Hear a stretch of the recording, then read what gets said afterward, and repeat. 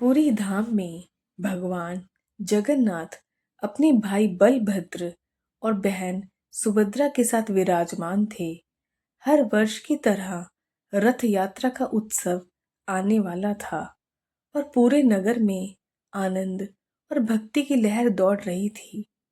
भक्त दूर दूर से दर्शन के लिए आते, भजन गाते और प्रभु की महिमा का गुणगान करते।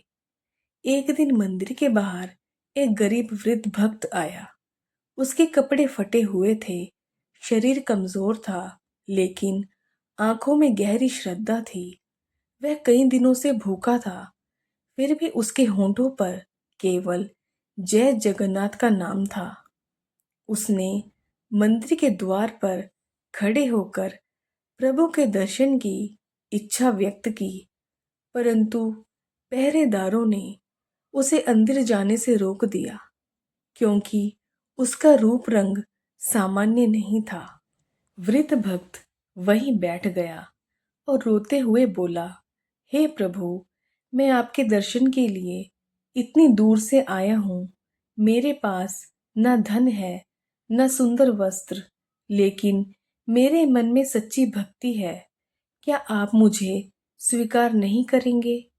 उसकी करुण पुकार सीधे भगवान के हृदय तक पहुंची।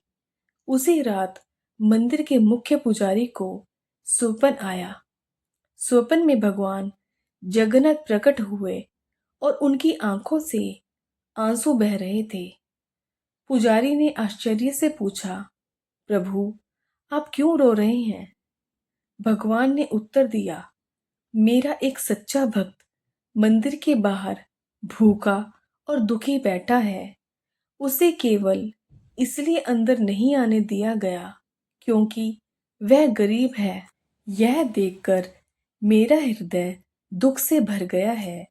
क्या मेरी भक्ति केवल अमीरों के लिए है? क्या सच्ची श्रद्धा का कोई मूल्य नहीं है? पुजारी का हृदय यह सुनकर पिघल गया।